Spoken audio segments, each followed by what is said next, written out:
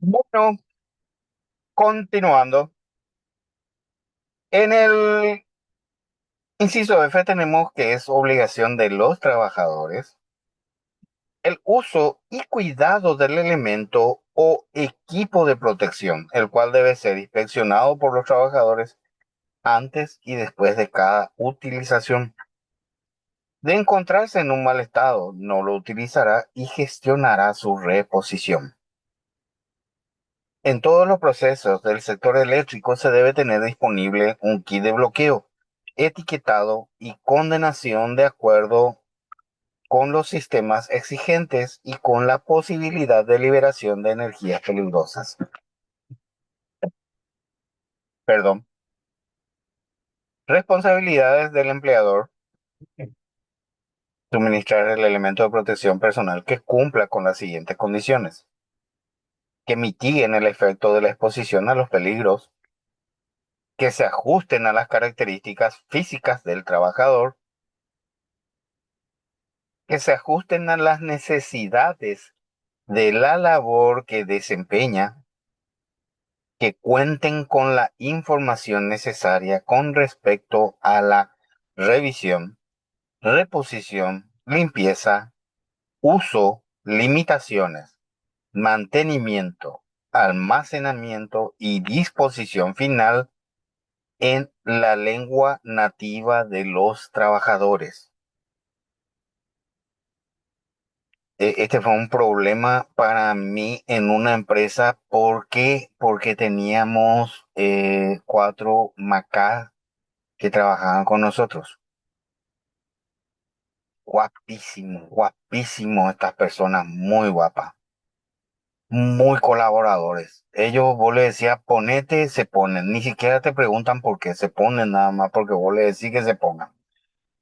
Pero no era eso lo que, eso lo que yo apunto, sino que ellos necesitan, según su costumbre, ellos necesitan que sea alguien de su misma etnia o de su misma tribu, pero con mayor rango que sea la persona que les capacita a ellos.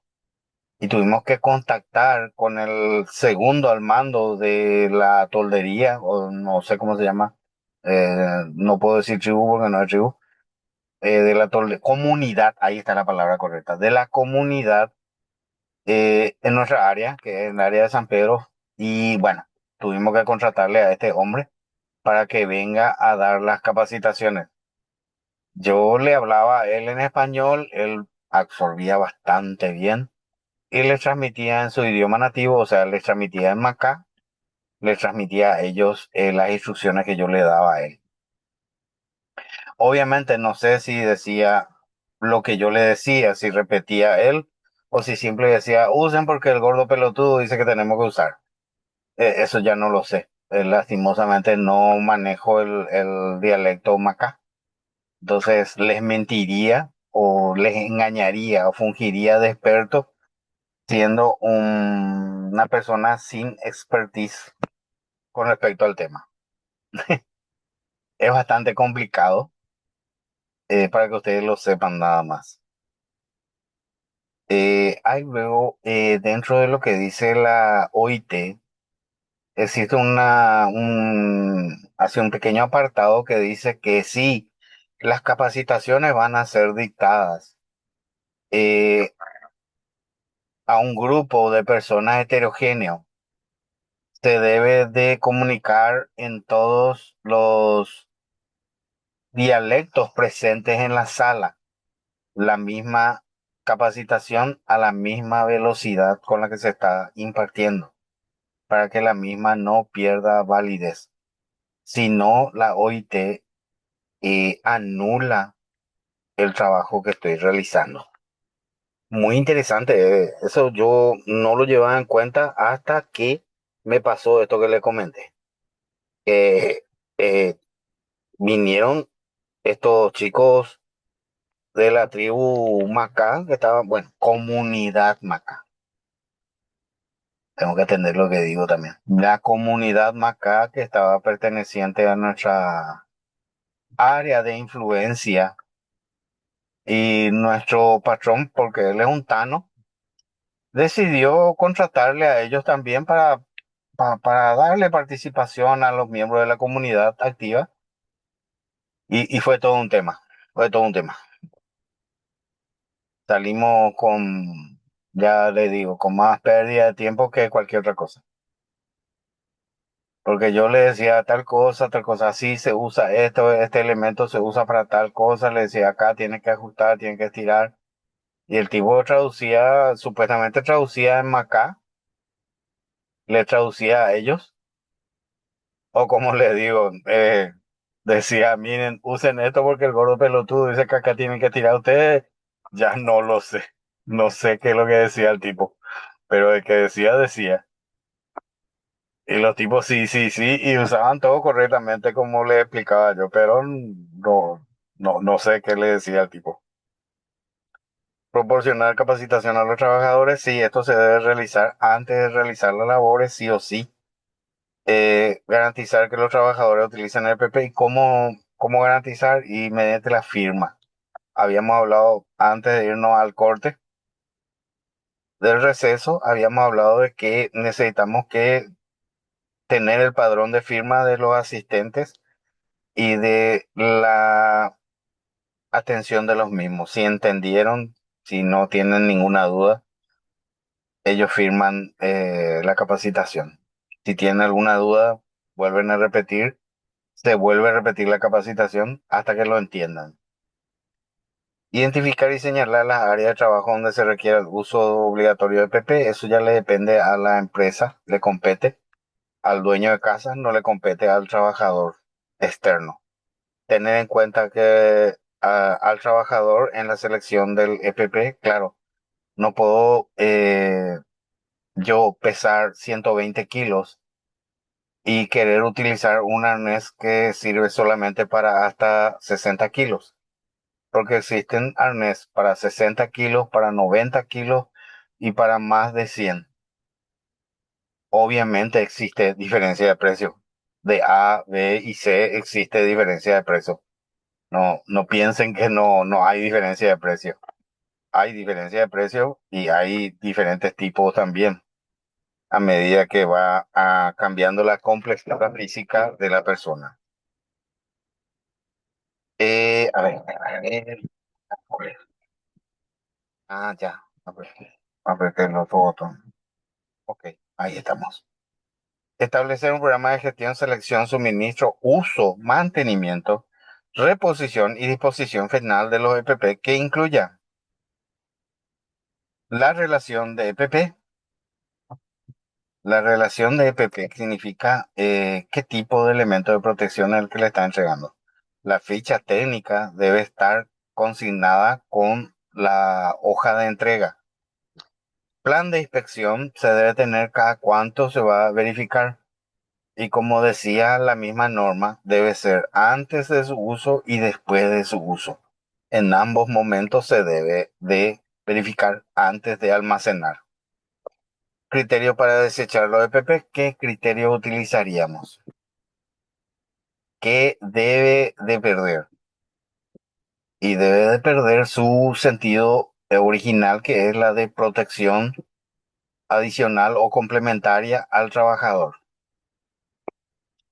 Eh, Conceptos de médico ocupacional en caso de que aplique, raras veces. Indicadores de gestión del programa. Y sí, el indicador de gestión mayor que tenemos es la ficha técnica, el plan de inspección y los procedimientos. Esos son nuestros indicadores de gestión. Procedimientos para ejercer vigilancia y control del uso correcto del PP. Como habíamos hablado antes de irnos al receso, la señora María, habíamos hablado nosotros de que debe existir un responsable por la verificación de los elementos de protección personal. Es necesario que sea técnico. La normativa dice que se debe verificar. En ninguna parte dice que debe ser un técnico en seguridad y salud ocupacional de tal categoría. No. Por razones de amiguismo, por razones muy personales, a veces se escriben las licitaciones que debe contar la empresa oferente, debe contar con un técnico categoría fulano y debe tener X más un año de experiencia, cosa que es más mentira que te por siempre. Eh, no existe una forma de poder comprobar eso. ¿Por qué? Porque la normativa no habla de eso. Habla de protección, habla de cuidado, habla de procedimientos y habla de fichas de mantenimientos de los elementos de protección personal.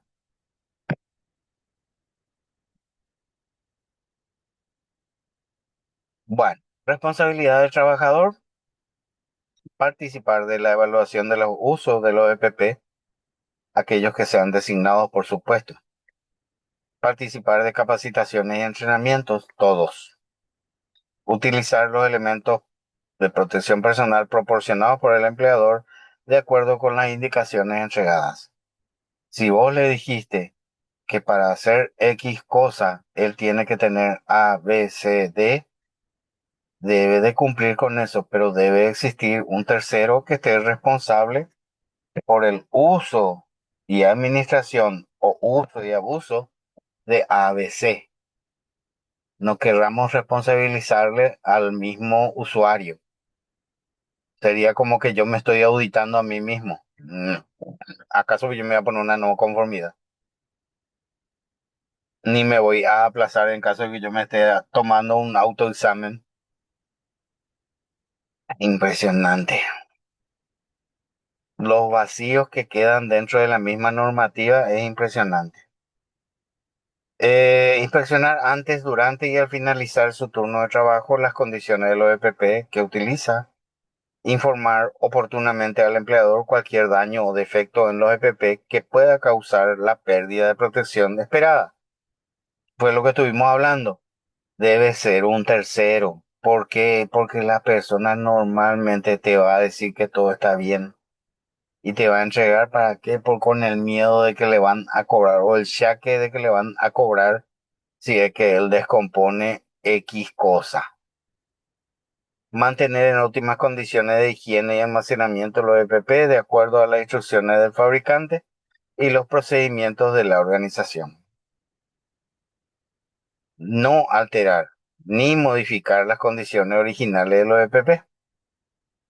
Reportar condiciones de salud o cambios físicos que modifique su condición fisiológica o le impidan el uso de los EPP y que puedan poner en riesgo su seguridad y su salud en el trabajo.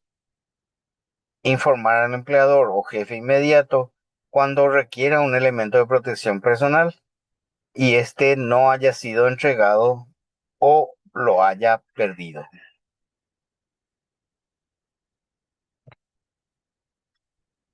Por lo general no se hace. Entramos en la parte sensible. Información documentada. Es necesario que la empresa documente la siguiente información: nombre del EPP, actividad en la que se utiliza, puesto o área de trabajo, peligros para los que es necesario, segmento corporal que protege el elemento de protección personal y qué normas técnicas son aplicables al uso de ese elemento de protección personal. Anotar también particularidades físicas y fisiológicas específicas requeridas por parte de los trabajadores en caso de que se requiera. Compatibilidad con otro elemento de protección personal. ¿Qué significa eso? Si nosotros, por ejemplo, compramos un casco 3M regulable y después, al cabo del uso, se rompe el arnés del casco, porque se tiene un arnés interno y ese nada más se le cambia. Debe de poder absorber o que se le pueda instalar desde el chino vulgar hasta un elemento superior que sería la categoría 3M, MSA y otros. Bueno, Los EPP deben contar con una ficha técnica donde se especifique lo siguiente: nombre del fabricante, nombre y referencia del EPP, denominación técnica y o comercial junto con la referencia o modelo con el cual se puede identificar de manera más precisa. Imágenes ilustrativas del EPP, imágenes ilustrativas que tengan fotos del producto. Se recomienda de varias vistas. Y se recomienda tener fotos de la funcionalidad de la estructura. Aplicaciones. El fabricante debe suministrar dentro de la ficha técnica las aplicaciones más generales para los cuales el EPP es funcional. Estas aplicaciones pueden contener actividades para las cuales es funcional el EPP, condiciones de trabajo para el cual es funcional el EPP.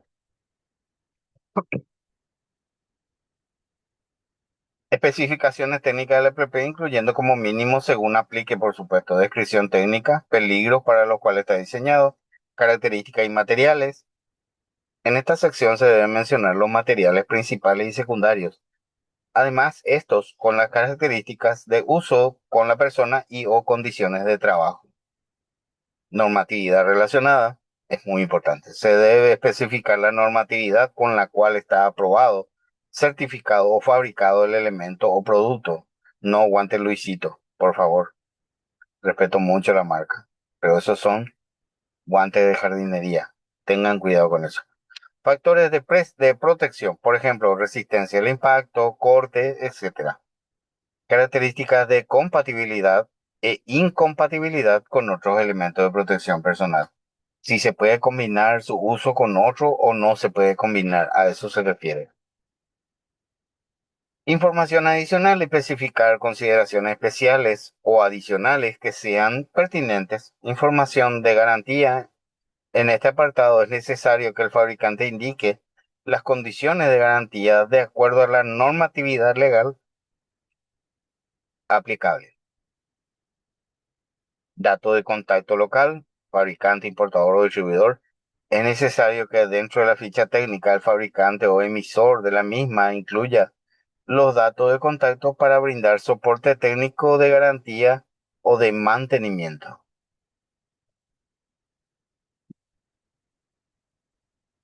Un manual de uso de elementos de protección personal para riesgo mecánico debe contener como mínimo instrucciones y restricciones de uso. En esta sección se deben especificar los aspectos más relevantes que orienten al usuario a manipular de manera correcta los EPP que serán usados. Las instrucciones de uso deben cumplir mínimo las siguientes características: especificar condiciones de trabajo en las cuales deben o no ser utilizados, la configuración funcional del elemento de protección personal, aspectos relacionados para evitar daños al elemento de protección personal, procedimiento para la postura, montaje, ajuste o configuración del elemento de protección personal, indicaciones de inspección, limpieza, mantenimiento y almacenamiento. El fabricante debe brindar información al usuario de cómo realizar los procedimientos de inspección, limpieza, mantenimiento y almacenamiento. Limitaciones o advertencias: describir las limitaciones de uso del elemento de protección personal con respecto a sus límites técnicos de diseño. Vamos a comenzar a ser específicos. Vamos a hablar primero de visual y facial.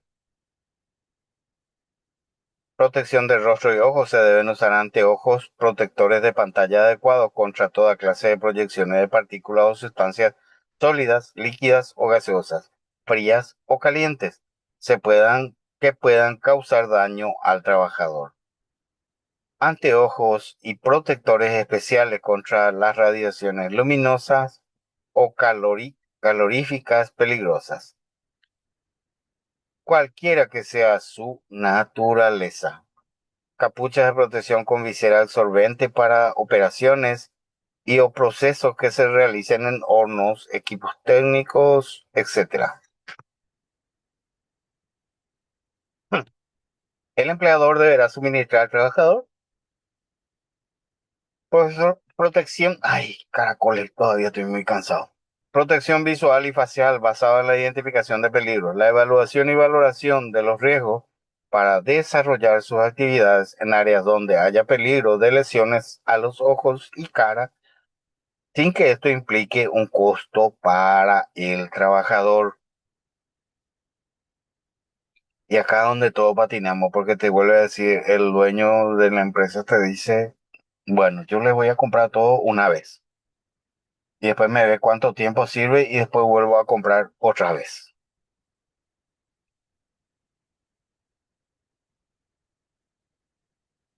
O sea que, sé tan gentil de por lo menos verificar hace cuánto tiempo se le entregó y bajo qué condiciones lo está manteniendo.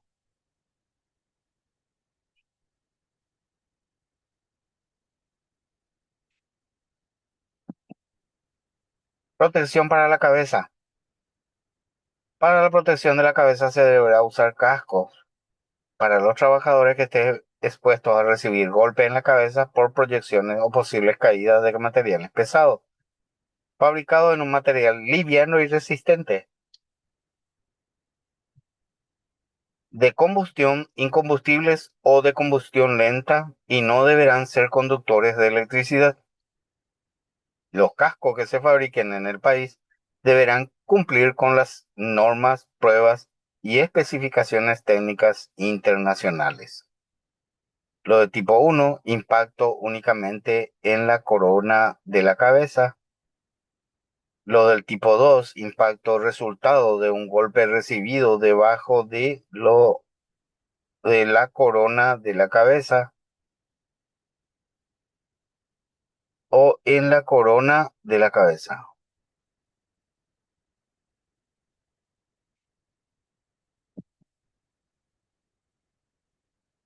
¿Qué debemos esperar de un casco? Limitar la presión aplicada al cráneo distribuyendo la fuerza de impacto sobre la mayor superficie posible. Desviar los objetos que caigan por medio de una forma adecuadamente lisa y redondeada. Amortiguar la caída del impacto de modo que no se transmita en su totalidad a la cabeza y el cuello. Proteger contra salpicaduras de metal fundido frente a contactos eléctricos o frente a las llamas. Clases eléctricas son las de tipo HANSI Z89.1, las cuales específicas para clase A soportarán una tensión de ensayo de 2.2 kV de corriente alterna. Para 60 ciclos, nosotros usamos 50 ciclos, con una fuga máxima de 3 miliamperios. Los cascos clase B soportarán una tensión de ensayo de 20 kV, corriente alterna de 60 ciclos por 3 minutos, con una fuga máxima de 9 miliamperios. No debe producirse la ruptura del dieléctrico soportando hasta una tensión de 30 kV, corriente alterna y 60 ciclos.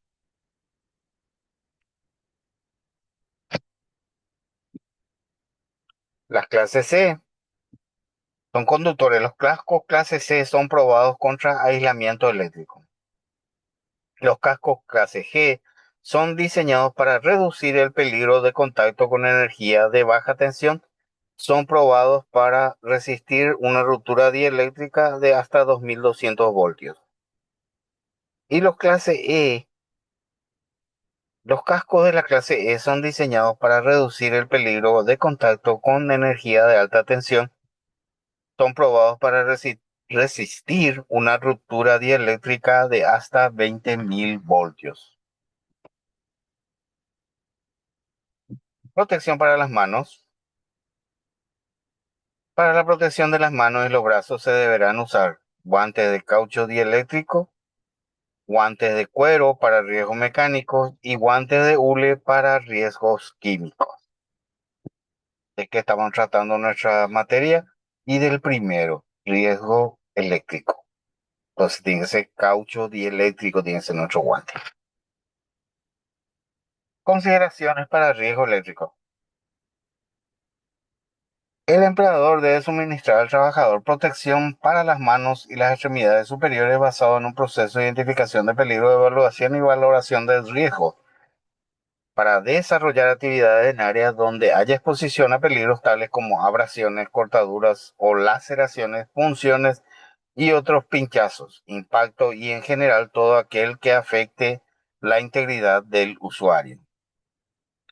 Los empleadores deben basar la selección de los elementos de protección personal para las manos sobre la evaluación de las características en relación de las tareas a ser realizadas, las condiciones presentes, la duración del uso, la talla del usuario, alergias generadas por los EPP y los peligros identificados y potenciales. Hay que explicarle todo y volverle a explicar y volverle a explicar.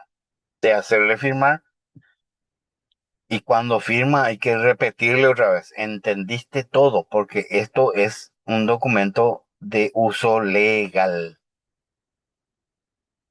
Porque la asistencia a capacitación es un documento legal y auditable.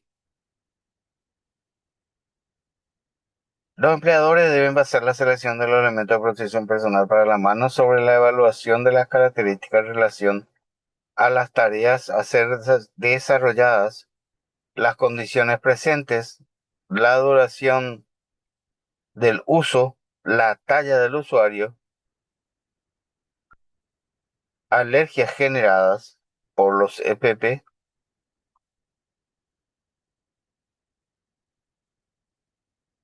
y los peligros identificados y potenciales. Selección para protección de las manos es necesario para el empleador o contratante, trabajadores que... ¿Dónde queda? Condiciones de plan de... Selección para protección de las manos es necesario el empleador, contratante de conocer las características de los guantes de relación, peligro específico identificado, corte, punción, pero eso no tiene nada que ver con nuestro... Bueno, en fin, el saber no ocupa lugar. Porque estamos hablando de esto. Te repite cada 2 o 3 diapositivas y igual sale con huevadas como esa. Opa, un momentito le voy a responder a mi hijo, si no, no me va a dejar.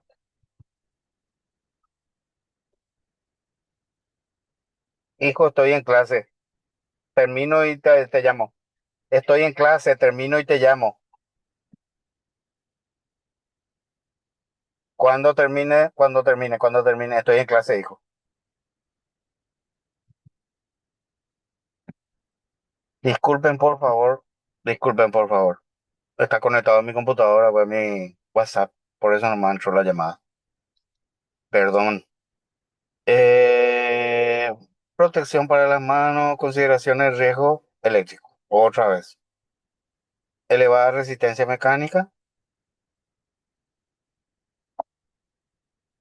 fabricados en goma o látex, cumplen con la normativa técnica ASTM D120 EN 60903. Acá sí entramos en lo que conocemos, clasificado por clase 00 para 500 volt, 0 para 1000, 1 para 7500. Por lo general, este cero, si conseguimos un cero que vale la pena, es muy cómodo el guante, le sirve mucho a los colaboradores, le va a servir mucho. Porque si le llegamos a comprar clase uno, ahí ya se vuelve incómodo porque el caucho es bastante grueso, se debe usar doble, no se usa luego simple. Los guantes dieléctricos o lo que va a ser de contacto directo con la tensión eléctrica se usan doble. Por eso es que es bastante incómodo el guante. Y con este tipo cero si llegamos a conseguir, pero un tipo cero que vale la pena. Había una fábrica brasilera que vino paralela a 3M, bastante bien salió. Yo llegué a usar, y hasta ahora están usando todavía los muchachos, para trabajar con tensión. ¿Por qué? Porque es normal en el área de influencia donde se encuentra una de las unidades, es normal de que se produzcan cortes constantes de la provisión de la corriente eléctrica. Y el alto costo del traslado de un técnico para preparar la conmutación del tablero, que ya solicité cada año, vuelvo a solicitar y vuelvo a solicitar. Y me dicen de que ese es un silo que se usa muy poco y que se bla, bla, bla, bla. Y así nomás, y el próximo te prometemos que vamos a... y bueno, así nos va. Y así ya nos va hace 5 años ya. Hace 5 años que estoy trabajando con la misma empresa, en la misma área y con la misma excusa. De que el año que viene vamos a hacer. Bueno, pueden ser usados tanto para tensiones alternas como para continuas. Eso es normal, depende mucho. Te tiene que decir la norma. Si no te dice la norma, difícil que vos adivines. Solo deben ser usados para los niveles de tensión de trabajo para los cuales fueron constituidos. Y sí, no usar guantes húmedos. Ese es algo complicado, gente. Sumamente complicado. ¿Por qué? Porque son de caucho látex y le produce una sudoración extrema al personal cuando está trabajando. De por sí, luego el personal ya está transpirando por tocar semejante nivel de tensión eléctrica. Y otra vez le sometemos a ese tipo de elementos de protección personal que hace de que eso se vuelva una cuestión, digamos, de higiene personal, porque es imposible evitar de que la persona se transpire por miedo o, bueno, en fin, seguro que hay gente que no transpira mucho, pero la mayoría o la gran mayoría sí transpira mucho.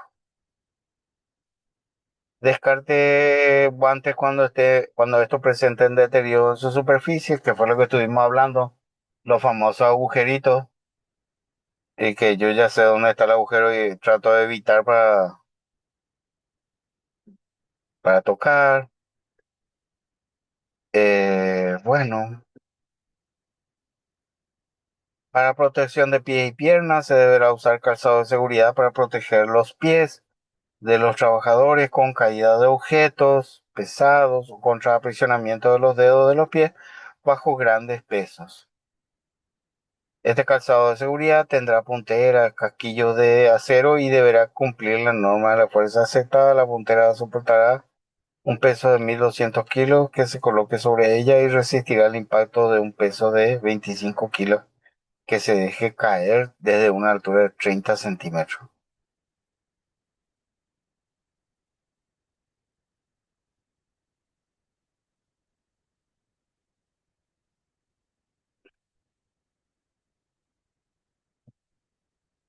Acá estoy leyendo me vuelve otra vez a sonar y volví a leer y sí, habla de puntera de acero, habla. Che. Ok, bueno.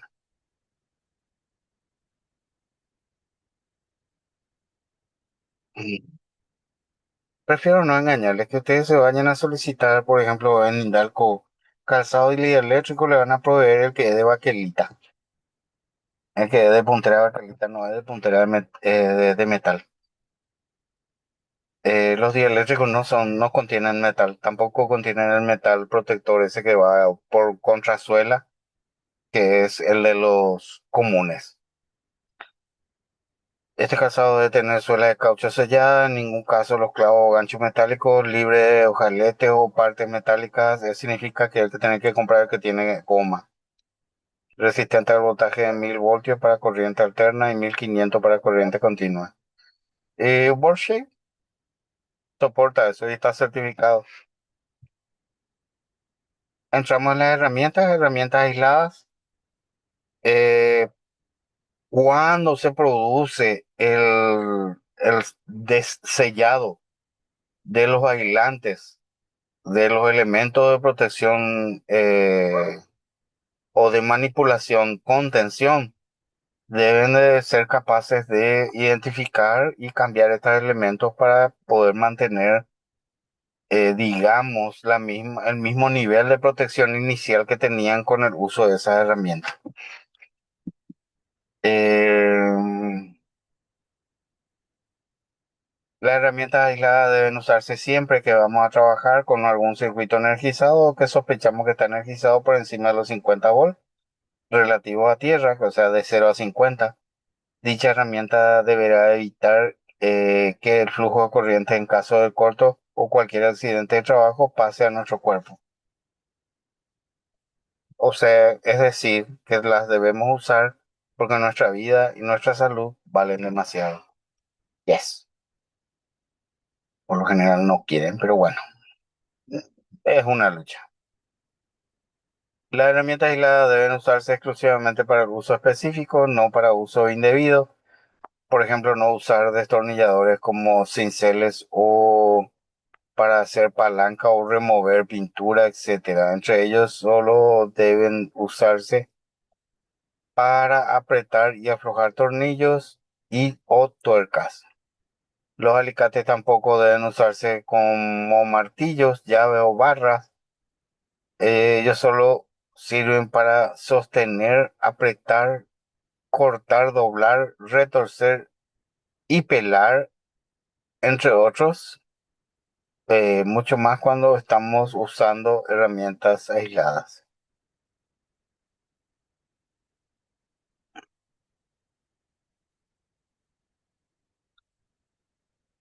Características básicas. Debe estar bien identificado con un color vivo y resaltante. Debe tener sus dos capas bien definidas. Debe indicar claramente cuál norma cumple y debe estar en óptimas condiciones.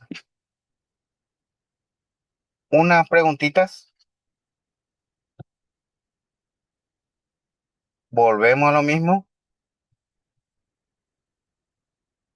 Los elementos de protección personal para el riesgo eléctrico. ¿Te acordás, señora María? ¿Es A, B o C?